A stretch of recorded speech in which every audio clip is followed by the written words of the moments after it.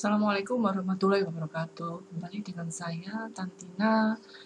Hari ini kita akan belajar tentang income statement and related statement, laporan laba rugi dan informasi terkait di chapter 4 buku Geso FRS Edition. Yang perlu kita pelajari, yang pertama adalah terkait dengan identifikasi, penggunaan, dan batasan laporan laba rugi. Kemudian yang kedua, kita akan jelaskan isi dan format laporan laba rugi itu sendiri. Kemudian mendiskusikan bagaimana melaporkan berbagai item pendapatan. Kemudian menjelaskan pelaporan perubahan dan kesalahan akuntansi. Dan yang terakhir adalah menjelaskan atau mendeskripsikan pernyataan ekuitas terkait.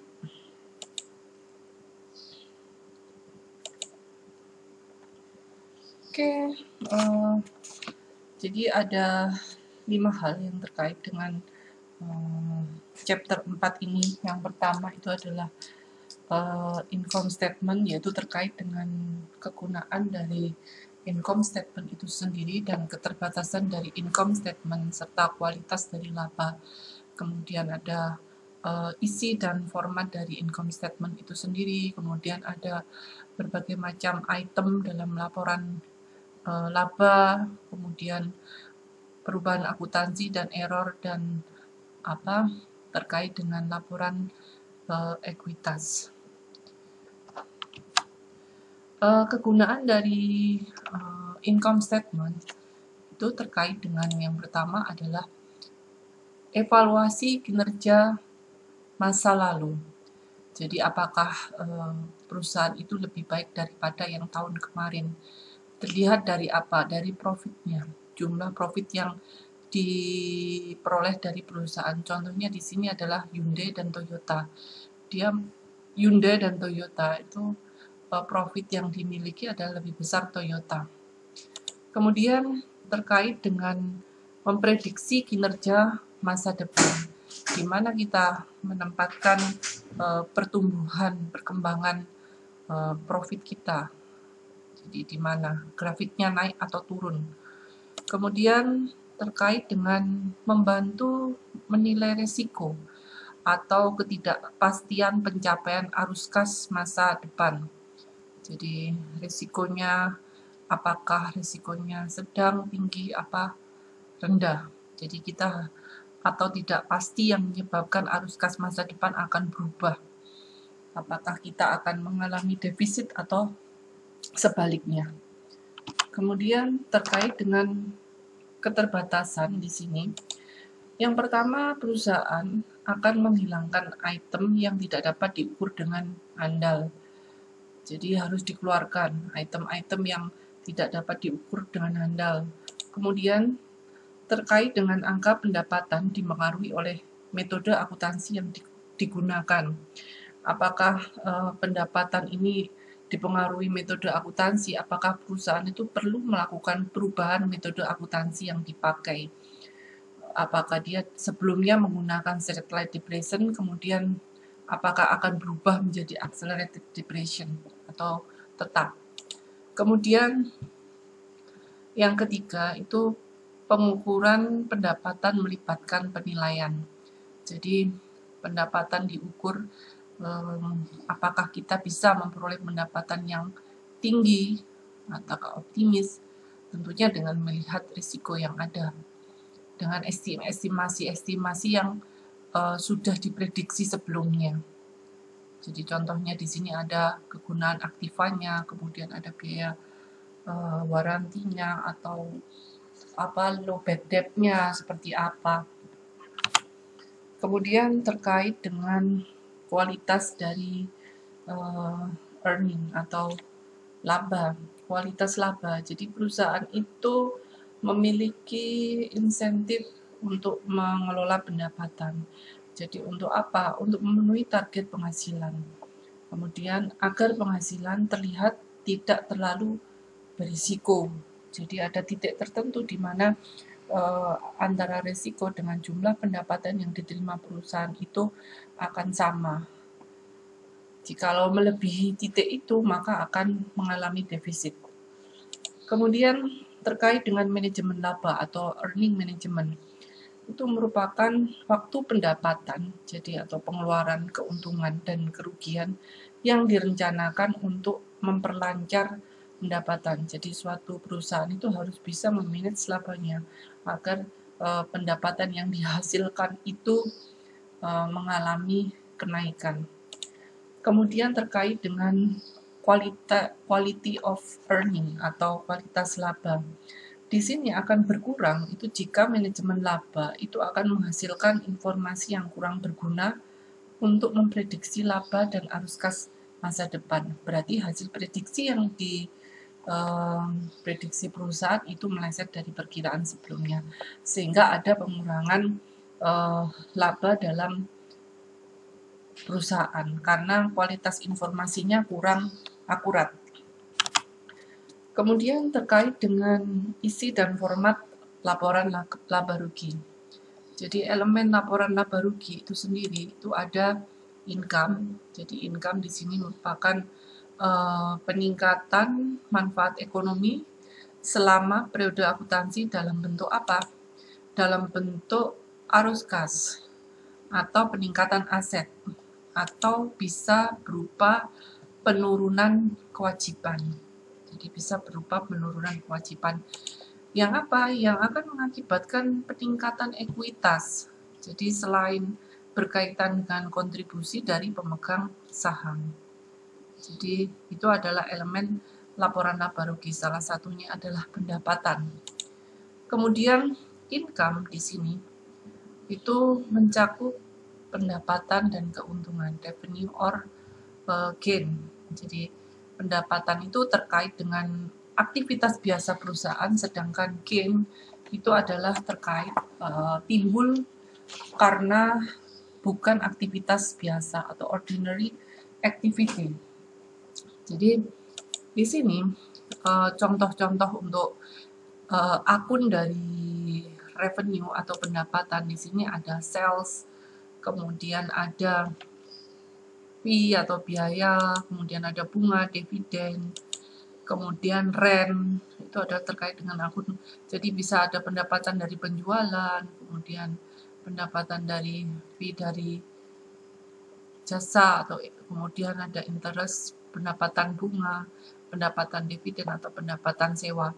Sedangkan akun terkait dengan gain itu adalah gain itu dari aset penjualan jangka panjang contohnya.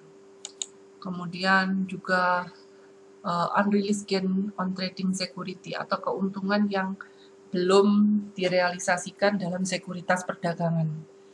Ini adalah yang membedakan atau contoh akun yang terkait dengan revenue dan gain. Kemudian terkait dengan expense dalam elemen income statement, selain pendapatan itu ada expense atau beban. Jadi ini merepresentasikan apa? Penurunan manfaat ekonomi selama periode akuntansi dalam bentuk arus kas keluar. Jadi dalam bentuk arus kas keluar atau depletion of asset atau depresi dari aset atau penipisan aset. Kemudian timbulnya kewajiban. Kemudian yang di sini tentunya akan mengakibatkan penurunan ekuitas. Jadi selain berkaitan dengan distribusi kepada pemegang saham. Kemudian terkait dengan biaya ini, biaya itu juga ada terkait dengan beban itu sendiri dan kerugian. Jadi kalau tadi pendapatan itu terkait dengan pendapatan dan gain, sedangkan kalau expense itu terkait dengan expense sendiri dan kerugian. Expense di sini juga terkait dengan aktivitas biasa perusahaan. Sebaliknya losses itu dari aktivitas yang timbul atau tidak timbul dari aktivitas yang biasa. Contohnya untuk beban, di sini ada cost of goods sold atau harga pokok penjualan, kemudian ada depresiasi, kemudian bunga, kemudian sewa, gaji dan upah, pajak. Kemudian sedangkan kalau akun rugi itu adalah terkait dengan kerugian biaya restrukturisasi, biasanya dalam terkait dengan aset ya di sini.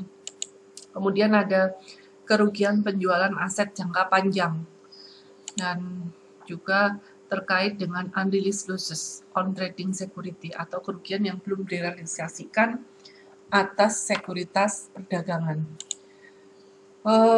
Ini adalah contoh terkait dengan income statement. Jadi perusahaan itu umumnya menyajikan beberapa atau semua bagian ini dalam total dalam laporan laba rugi. Contohnya di sini adalah sales of revenue, kemudian ada cost of goods sold atau harga pokok penjualan, kemudian terkait dengan gross profit atau laba kotor, kemudian ada selling expense, biaya-biaya untuk penjualan, kemudian ada administrasi and general expense, other income and expense, kemudian di sini ada income for operation, financing cost, kemudian ada income before income tax atau pendapatan sebelum pajak, jadi pendapatan sebelum pajak, kemudian ada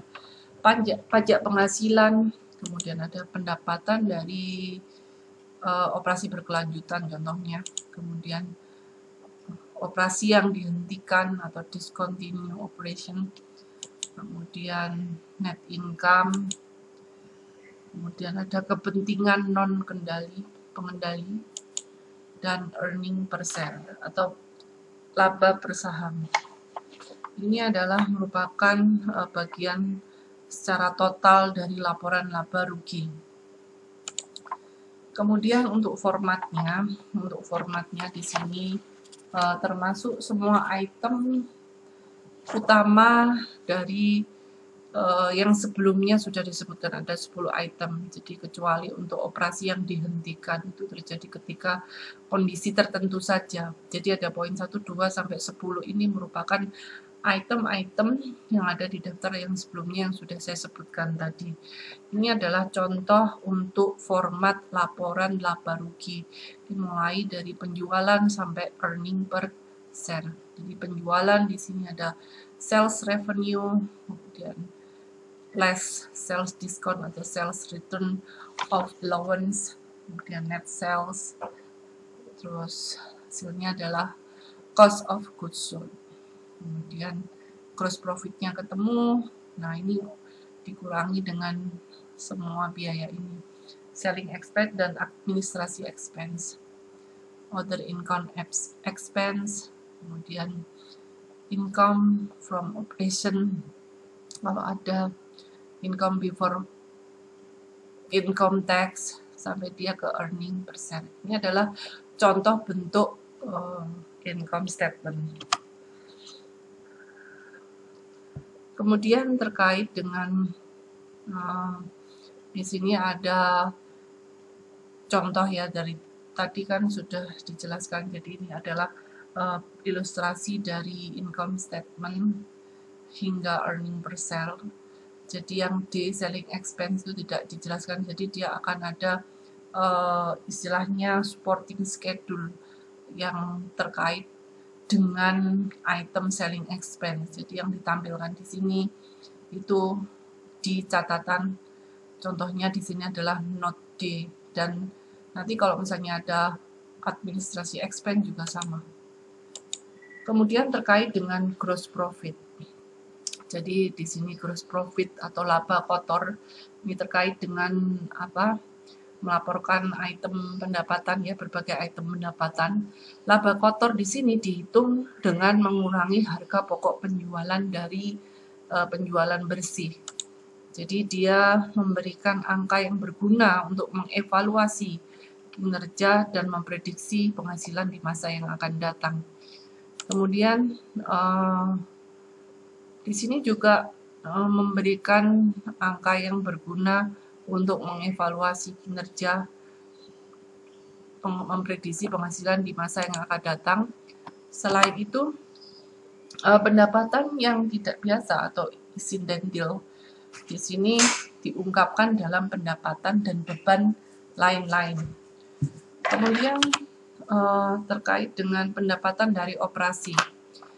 Jadi pendapatan dari operasi di sini ditentukan dengan mengurangi biaya penjualan dan administrasi serta pendapatan dan beban lain dari laba kotor.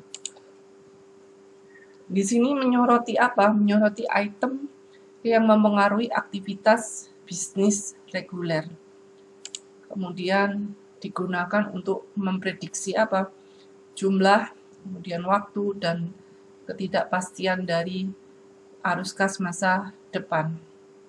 Ini terkait dengan item income from operation. Kemudian untuk klasifikasi expense. Jadi klasifikasi expense di sini sifatnya seperti apa? Kalau terkait sifatnya di sini bisa berisi tentang cost of material use atau biaya material yang digunakan. Kemudian ada juga direct labor atau biaya tenaga kerja langsung yang terjadi. Kemudian ada biaya pengiriman, kemudian advertising expense. Terus di sini ada employee benefit atau keuntungan karyawan. Kemudian ada depreciation expense atau amortisasi expense. Kemudian terkait dengan fungsi dari klasifikasi expense, fungsinya seperti apa? Di sini ada akun yang mengklasifikasikannya, yaitu terkait dengan cost of goods sold. Jadi cost of goods sold di sini ada biaya-biaya yang terkait untuk penjualan dan biaya-biaya administrasi. Kemudian masih terkait dengan klasifikasi expense, di sini ada ilustrasi. Jadi di sini ada perusahaan Telaris perform, jadi melakukan audit, melakukan audit pajak dan jasa konsultasi. Ia memiliki pendapatan dan beban sebagai berikut. Jadi di sini dia berarti perusahaan bergerak di bidang jasa ya. Jadi di sini ada service revenue, ya 400, kemudian ada cost of service. Cost of service-nya di sini ada staff salary, kemudian supplies expense. Ini masing-masing jumlahnya. Kemudian ada selling expense dan administrasi expense. Nah, ini income statement-nya seperti apa? Income statement-nya kita susun berdasarkan jadi kalau pendapatan dikurangi dengan staff salary, supplies expense, advertising cost, utility expense, depreciation dan sebagainya adalah sebagai net income sebesar 205. Ini melihat pendekatan dari nature of expense approach. Jadi dilihat dari mulai dari biaya tenaga kerja, biaya pengiriman, iklan, sampai beban penyusutan maupun administrasi lainnya.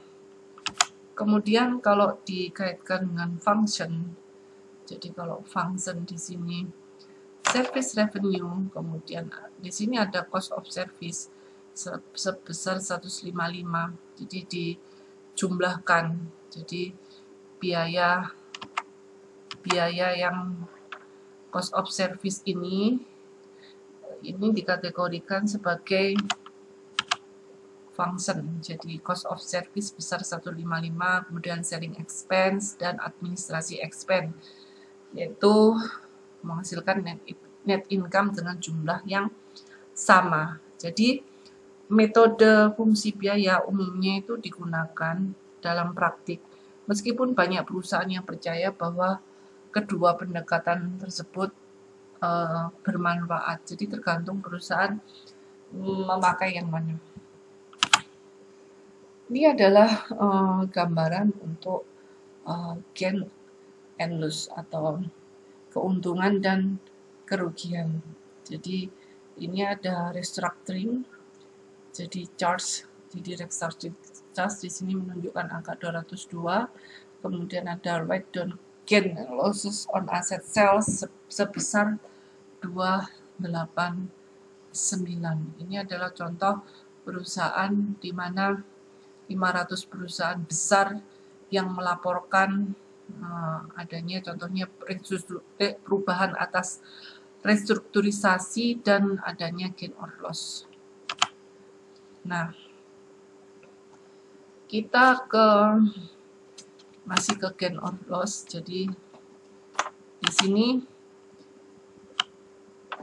IASB itu mengambil posisi keduanya, bahwa pendapatan dan expense, kemudian dari other income and expense, kemudian yang dilaporkan itu merupakan bagian dari pendapatan dari operasi. Kemudian perusahaan itu dapat memperoleh penambahan dari item-item tersebut, heading maupun subtotal, ketika hasil yang dipresentasikan itu relevan atau mudah dimengerti untuk kinerja laporan keuangan.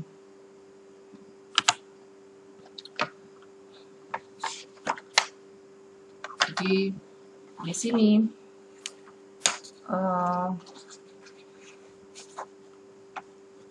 masih di gain and losses. Jadi di sini ada item tambahan yang mungkin perlu diungkapkan. Jadi di sini terkait dengan kerugian atas penurunan nilai persediaan menjadi nilai realisasi atau aset tetap ke jumlah yang terpulihkan, serta pembalikan penurunan tersebut atau write down. Jadi ada penurunan. Kemudian kerugian restrukturisasi misalnya. Jadi kegiatan dan pembalikan pengisian biaya restrukturisasi. Jadi terkait dengan biaya restrukturisasi. Kalau yang di atas itu terkait dengan biaya penurunan nilai. Kemudian gain or loss, kerugian atau keuntungan dari pelepasan item seperti properti, pabrik, dan peralatan atau investasi. Itu juga bisa terjadi keuntungan atau kerugian. Kemudian ada liquidation statement atau penyelesaian litigasi atau terkait dengan biaya hukum yang menimbulkan biaya yang cukup signifikan. Kemudian terkait dengan auto reversal of liability atau pembalikan kewajiban lainnya. Kemudian masih terkait dengan income statement, jadi kita akan membicarakan income before income tax. Jadi di sini terkait dengan net income, jadi di sini ada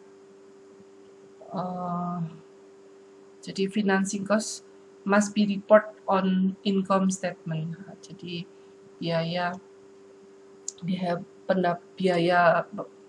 jadi pembiayaan itu harus dilaporkan dalam income statement.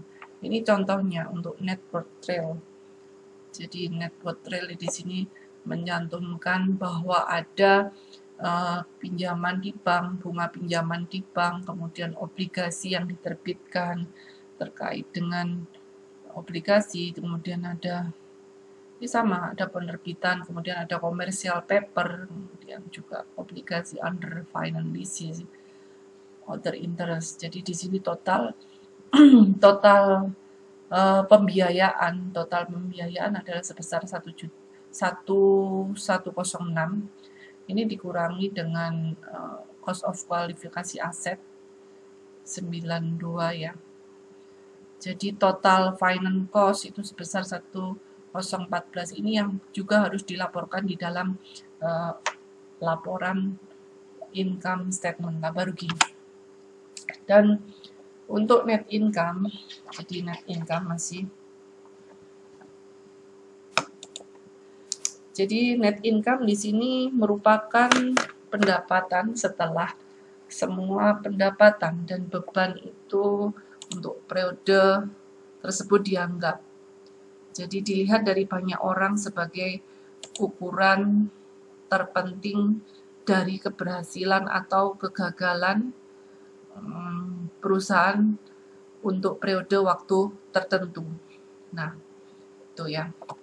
Kemudian Di sini adalah merupakan rumus dari earning per share.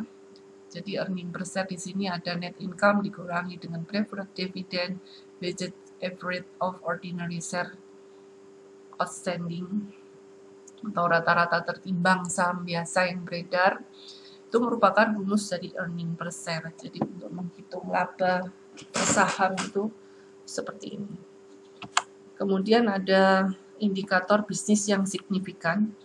Jadi di sini untuk mengukur dolar yang diperoleh dari setiap saham biasa dan harus juga diungkapkan di dalam laporan laba rugi PS ini.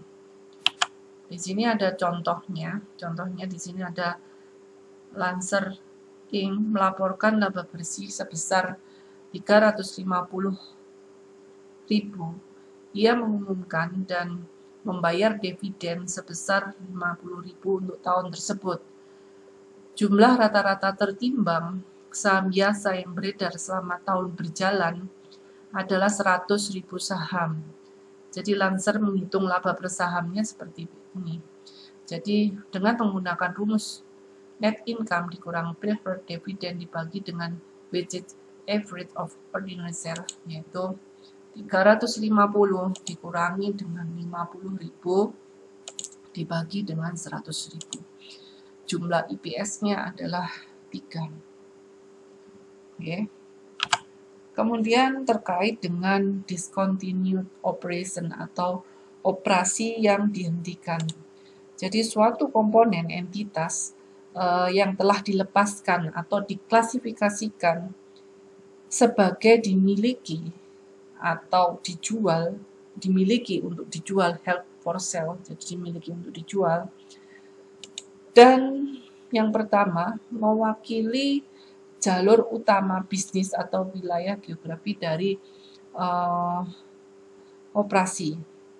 Kemudian yang kedua, merupakan bagian dari suatu rencana yang terkoordinasi untuk membuang jalur bisnis utama atau wilayah operasi geografis.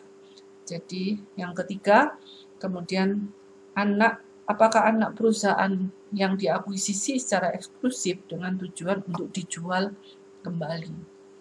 Jadi ini artinya terkait dengan operasi perusahaan di anak cabang yang dihentikan. Kemudian masih terkait dengan discontinue operation. Jadi perusahaan di sini melaporkan discontinue operation yang itu dalam kategori laporan laba rugi yang terpisah. Jadi keuntungan atau kerugian dari pelepasan komponen bisnis tersebut terpisah. Kemudian hasil operasi komponen yang telah atau akan dibuang secara terpisah dari operasi berkelanjutannya. Jadi kalau misalnya ada, itu akan terpisah juga dari operasi yang akan selanjutnya. Kemudian pengaruh operasi yang dihentikan setelah pajak itu sebagai kategori yang terpisah itu setelah operasi yang dilanjutkan. Jadi tetap ada pelaporannya di dalam laporan laba rugi jika ada discontinued operation. Contohnya di sini. Di sini ada KC Product. Jadi di sini sebuah perusahaan yang sangat terdiversifikasi. Di sini memutuskan untuk menghentikan divisi elektroniknya. Jadi selama tahun berjalan divisi elektronik ini kehilangan 300.000. Jadi ini setelah dikurangi pajak. Jadi makanya di sini KC sold menjual divisi tersebut pada akhir tahun dengan kerugian, sebesar 500.000 setelah dikurangi pajak. Nah, bagaimana pelaporannya? Kita lihat. Jadi income statement for continue operation di sini misalnya 20 juta. Kemudian ada operasi yang dihentikan, maka ada kerugian yang perlu dilaporkan yang akan mempengaruhi jumlah income. Kemudian Loss from operation-nya itu 300.000, loss of disposal-nya karena dijual ya kan, dihentikan dengan ditutup sebesar 300, kemudian dijual dengan rugi sebesar 500. Maka di sini total loss discontinue adalah sebesar 800. Net income-nya adalah berkurang menjadi 19.200. Ini adalah transaksi yang terkait dengan discontinued operation. Jadi dia akan mengurangi jumlah income terkait dengan transaksi pelepasan atau penutupan atau terkait dengan penjualan dari divisi tersebut. Kemudian selanjutnya itu terkait dengan sebuah perusahaan yang melaporkan operasi yang dihentikan.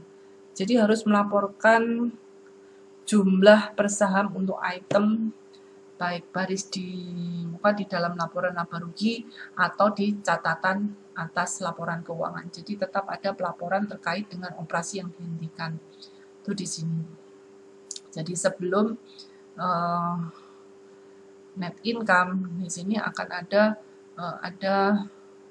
terkait dengan discontinued operation. Jadi dia akan dilaporkan di sini. Jadi kerugiannya. Kemudian di laba per sahamnya itu juga ada perubahan terkait dengan pendapatan dari discontinued operation. Jadi jumlah net income-nya adalah 2,4 di sini. Oke. Kemudian masih terkait dengan earning per share-nya. Jadi di sini dia menggunakan widget divide by widget average share. Jadi kita menghitung menggunakan rumus yang ada. Jadi menghitung IPS tadi itu menggunakan rumus yang sudah kita gunakan dengan data yang sudah ada di sini. Kemudian terkait dengan alokasi pajak intra-period. Di sini alokasi ini menghubungkan beban pajak pendapatan dengan item tertentu yang menimbulkan jumlah provisi pajak pada laporan laba rugi pajak penghasilan dialokasikan untuk apa saja. Jadi dialokasikan untuk pendapatan dari operasi yang dilanjutkan, kemudian operasi yang dihentikan. Jadi di sini ada istilah let the tax follow the income. Jadi biarkan pajak itu mengikuti pendapatan. Oke. Terkait dengan discontinued operation yang gain, tadi kan rugi ya. Di sini contohnya Schindler. Jadi AG memiliki pendapatan sebelum pajak sebesar 250 dan ini memiliki keuntungan sebesar 100 dari operasi yang dihentikan. Dengan asumsi tarif pajak sebesar 30%. Jadi Schindler menyajikan informasi sebagai berikut. Jadi di sini terkait dengan laporan net income-nya ya, income before tax-nya 250, income tax-nya 75, maka di sini 175. Kemudian income from continuing operation, di sini ada gain on discontinued operation, kemudian ada dikurangi dengan applicable income tax, ya, 30% tadi, 30, maka net income-nya adalah 245. Sedangkan kalau rugi, loss, jadi loss itu di sini contohnya misalnya mengalami kerugian sebesar 100. Kalau mengalami kerugian sebesar 100, di sini dilaporkan loss from discontinued operation. Jadi kalau loss itu akan mengurangi jumlah net income-nya, baliknya. Kemudian terkait dengan ini, masih dengan discontinued operation loss. Jadi perusahaan juga dapat melaporkan pengaruh pajak dari item yang dihentikan melalui pengungkapan catatan. Jadi di sini ada catatan, contohnya catatan terkait dengan adanya discontinued operation, terkait dengan kerugian sebesar 70 yang mengakibatkan perubahan atau pengurangan dari income tax. Kemudian terkait dengan alokasi untuk kepentingan non pengendali. Jadi di sini ketika sebuah perusahaan itu menyusun laporan laba rugi konsolidasi, FRS itu mensyaratkan bahwa laba bersih yang dialokasikan untuk kepentingan pengendali dan non pengendali.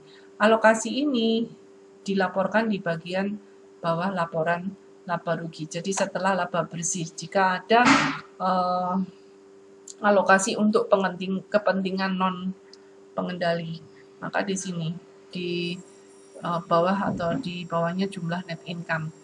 Contohnya di sini attributable to misalnya shareholder of Bokhok, atau di sini non controlling interest atau alokasi untuk kepentingan non pengendali.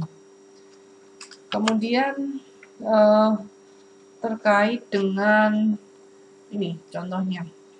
Jadi di sini adalah ada beberapa informasi keuangan terkait dengan Volari Group. Jadi di sini ada revenue sebesar 800.000. Jadi di sini other income and expense 400.000. Kemudian income from operation minus 220. Kemudian selling administrasi expense minus 500. Jadi ini adalah untuk terkait dengan other income and expense, sedangkan yang terkait dengan financing cost itu income from operation, income before income tax sebesar 20 ini. Kemudian terkait dengan income tax berbeda lagi laporannya. Jadi income from continuing operation minus 100, kemudian income before tax 200, ini 100. Kalau terkait dengan discontinue operation, maka income from continue operation net income mengurangi net income, kemudian minus 10. Kemudian other comprehensive income, maka comprehensive income 120, kemudian net income-nya minus 90, jumlahnya 30.000 untuk other comprehensive income. Kesimpulannya di sini. Jadi kesimpulan ini Anda lihat ya. Jadi di sini masing-masing item ada kriteria contoh dan penempatan dalam income statement. Kalau sales of service, dia akan ditempatkan di sales of service. Cost of goods sold, dia akan mengurangi jumlah penjualan atau service revenue. Selling administrasi itu juga sama, dia akan mengurangi jumlah gross profit. Sedangkan other income expense dia akan dilaporkan menjadi bagian dari income dari operasi. Demikian financing, dia akan terpisah antara income for operation dan income before tax. Income tax itu akan terpisah juga antara income before tax dan net income. Dan seterusnya. Di sini ada earning per share, kemudian discontinued operation, non-controlling operation, dan masing-masing kriteria, contoh, dan penempatannya di dalam laporan laba rugi. Kemudian terkait dengan perubahan prinsip akuntansi. Jadi perubahan prinsip akuntansi di sini terkait dengan penyesuaian retrospektif, kemudian ada penyesuaian efek kumulatif ke saldo awal, kemudian pendekatan mempertahankan komparabilitas dari tahun ke tahun. Contohnya di sini misalnya mengubah FIFO menjadi average cost misalnya, biaya rata-rata, atau FIFO menjadi LIFO. Perubahan dari persentase penyelesaian ke metode kontrak selesai, contohnya ini adalah terkait dengan perubahan dan kesalahan akuntansi. Contohnya di sini. Jadi Gaubert di sini memutuskan pada Maret 2019 itu mengubah dari FIFO menjadi harga persediaan rata-rata tertimbang. Jadi di sini penghasilan Gaubert sebelum pajak itu menggunakan metode rata-rata tertimbang baru pada tahun 2019, yaitu sebesar 30.000. Nah, ini adalah perhitungan perubahan dalam akuntansi, yaitu 2017-2018. Jadi FIFO tercatatnya 40 di 2017, 2018 30. Kemudian kalau menggunakan weighted average method 35, di sini 27. Di sini ada selisih dari perubahan prinsip akuntansi ini yang masing-masing. Kalau 2017 5.000, 2018 sebesar 3.000, totalnya adalah 8.000. Jadi di sini income statement presentase. Jadi income statementnya seperti apa untuk adanya perubahan ini. Jadi 2017 di sini 35 kurangi 10 500. 24 ini 27 dikurangi 8.100, kemudian 30.000 dikurangi 9.000. Ini dengan basis, ini adalah dengan basis pajak sebesar 30% masing-masing ini. Nah, masih terkait dengan perubahan akuntansi. Jadi di sini diperhitungkan dalam periode perubahan atau periode yang akan datang. Jika perubahan tersebut tidak mempengaruhi keduanya, tidak ditangani secara retrospektif, tidak dianggap kesalahan. Kemudian contohnya di sini termasuk umur, manfaat, dan nilai-nilai sisa dari aset yang dapat didepresiasi. Contohnya di sini. Nah, jadi di sini depresiasi umur, manfaat atau dan nilai sisa dari aset yang dapat depresiasi. Kemudian contohnya lagi adalah piutang tak tertagih, kemudian keusangan inventaris. Kemudian lagi terkait dengan contohnya misalnya. Jadi di sini terkait dengan perubahan lagi ya. Arcadia membeli peralatan sebesar 510 yang diperkirakan memiliki masa manfaat 10 tahun dengan nilai sisa 10 tahun. Dengan nilai sisa 10.000. Dengan nilai sisa 10.000 pada akhir tahun tersebut. Penyusutan telah dicatat 7 tahun dengan menggunakan garis lurus. Pada tahun 2019 ditentukan total perkiraan umur harus 15 tahun dengan nilai sisa 5.000 pada akhir tahun tersebut. Nah, pertanyaannya itu adalah apakah depresiasi tahun-tahun sebelumnya itu perlu disajikan kembali? Hitunglah beban penyusutan tahun 2019. Nah, ini. Jadi awalnya kita hitung dulu untuk depresiasinya. Jadi untuk equipment cost, biaya perlengkapannya adalah jumlahnya ada 510, ada nilai residu dikurangi 10.000, dasar depresiasinya ada 500.000, kegunaannya 10 tahun. Jadi untuk annual depreciation itu 50.000. Ternyata dipakai 7 tahun. Nah, equipmentnya di sini dalam balance sheet per 31 Desember 2018, fixed asset di sini equipmentnya 510, kemudian ada akumulasi depresiasi sebesar 350. Net book value-nya adalah 160. Nah, kemudian 2019 itu juga net book value-nya 160, kemudian residual value-nya yang diminta 5.000 tadi ya. Kemudian dasar penyusutannya adalah 155, kemudian nilai manfaatnya 8 tahun. Jadi untuk annual depreciation-nya adalah 19.375. Jurnalnya bagaimana? Jadi jurnalnya di sini ada depreciation expense pada accumulation depreciation sebesar 19.375 di tahun 2019.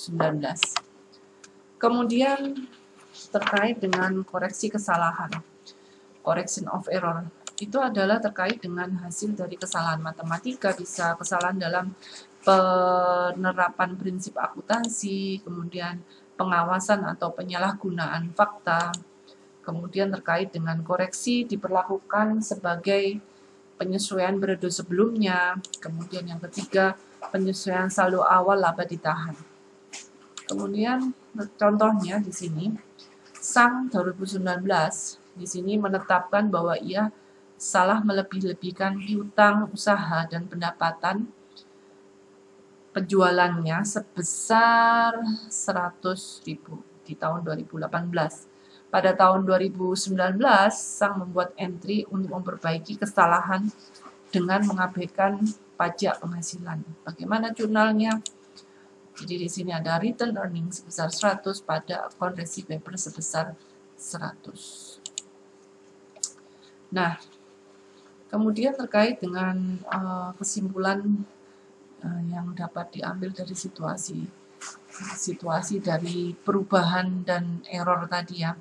Jadi kalau terkait dengan kriteria di sini, ubah salah satu prinsip akuntansi yang diterima secara umum ke yang lain. Kemudian contohnya misalnya di sini adalah perubahan dasar persediaan dari FIFO ke biaya rata-rata. Kemudian susun kembali laporan laba rugi tahun sebelumnya dengan dasar yang sama seperti prinsip yang baru diadopsi. Kemudian masih terkait dengan change in accounting estimate di sini terkait dengan koreksi di sini. Jadi koreksi dan penyesuaian yang normal secara berulang. Kemudian perubahan contohnya perubahan dalam realisasi piutang dan persediaan. Perubahan estimasi umur peralatan, kemudian aset tidak berwujud, perubahan estimasi kewajiban untuk biaya garansi, pajak pendapatan, dan pembayaran gaji.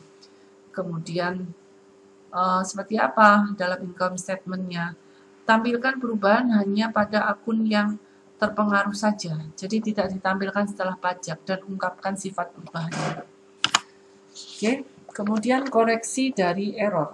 Kalau koreksi error itu terkait dengan kesalahan atau penyalahgunaan fakta. Jadi di sini contohnya kesalahan dalam melaporkan pendapatan dan biaya. Kemudian nyatakan kembali laporan laba rugi sebelumnya untuk mengoreksi kesalahan. Itu adalah kesimpulan yang bisa diambil dari 3 hal, mulai dari perubahan prinsip akuntansi, kemudian perubahan estimasi, sampai ke koreksi kesalahan. Kemudian terkait dengan return earning statement atau laporan laba ditahan. Ini ada 2 hal yang misalkan, yaitu terkait dengan increase dan decrease atau kenaikan maupun penurunan. Kenaikan di sini terkait dengan net income, kemudian change in accounting principle, prior period adjust, penyesuaian periode sebelumnya. Kemudian decrease juga ada kerugian bersihnya, kemudian ada dividen, perubahan prinsip akuntansi, atau penyesuaian periode yang sebelumnya. Kemudian ini adalah contohnya. Ini di sini contohnya. Untuk di sini ada Choi Ltd ya, ada melaporkan statement of return earning-nya per 1 Januari sampai dia balance 31 Desember. Jadi di sini sebelum menerbitkan laporan untuk tahun yang berakhir 31 Desember 2019, maka Anda menemukan kesalahan 50.000 setelah pajak. Nah, yang menyebabkan persediaan di tahun 2018 itu terlalu dilebih-lebihkan. Jadi persediaan terlalu tinggi yang menyebabkan COGS-nya lebih rendah sehingga laba bersihnya menjadi lebih tinggi di tahun 2018. Nah, apakah penemuan ini berdampak pada laporan laba ditahan? Nah, tentunya berdampak ya. Nah, ini dampaknya, ada error laporannya. Nah, jumlahnya tadi, jumlah laba ditahannya entah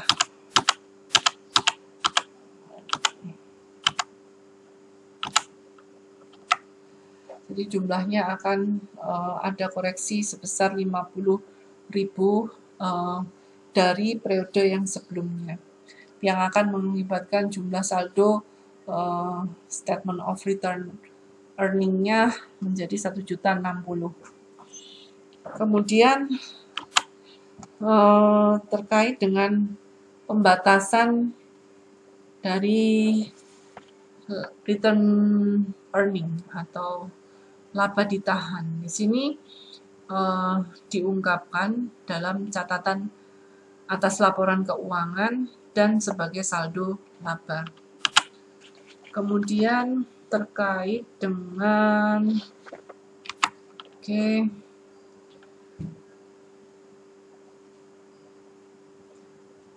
jadi di sini terkait dengan comprehensive income masih. Jadi semua perubahan ekuitas, dalam suatu periode kecuali yang dihasilkan dari investasi oleh pemilik dan distribusi kepada pemilik, di sini termasuk semua pendapatan dan keuntungan, beban dan kerugian yang dilaporkan dalam laba bersih, dan semua keuntungan dan kerugian yang melewati laba bersih tetapi mempengaruhi ekuitas. Nah, ini adalah terkait dengan keuntungan dan kerugian yang belum direalisasi pada sekuritas non-perdagangan, kemudian keuntungan kerugian tertranslasi pada mata uang asing, dan lain-lainnya. Ini juga dilaporkan di dalam ekuitas.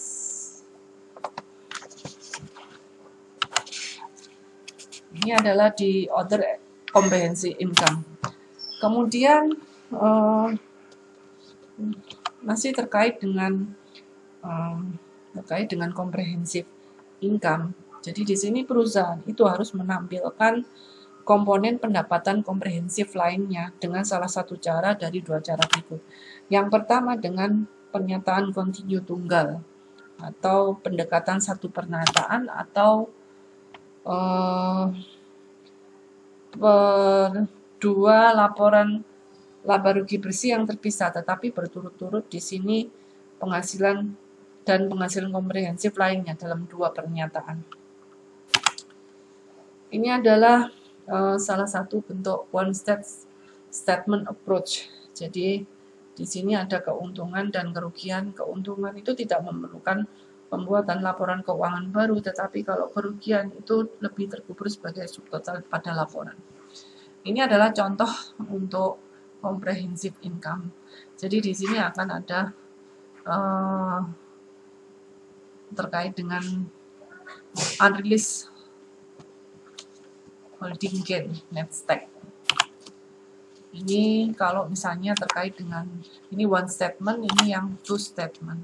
Jadi kalau two statement ini akan dilaporkan sendiri, other comprehensive income, tidak menjadi satu dalam laporan income statement.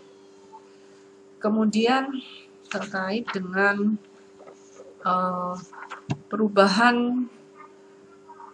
pernyataan perubahan dalam ekuitas. Jadi di sini diperlukan, jadi selain laporan laba rugi comprehensive income, jadi umumnya itu terdiri dari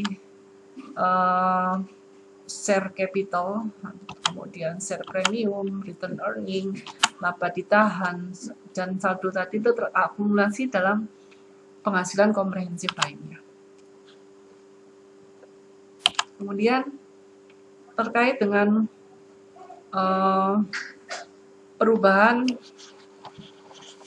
perubahan ekuitas. Jadi melaporkan setiap akun ekuitas dan total ekuitas untuk periode tersebut, termasuk yang berikut: akumulasi pendapatan komprehensif untuk periode tersebut.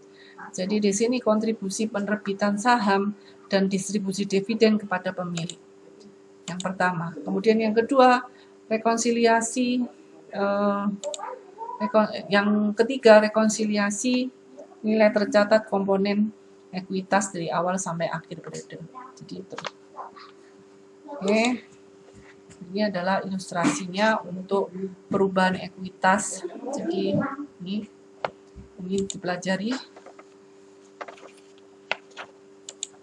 Oke, untuk chapter 4 semoga bisa bermanfaat penjelasan dari saya. Assalamualaikum warahmatullahi wabarakatuh.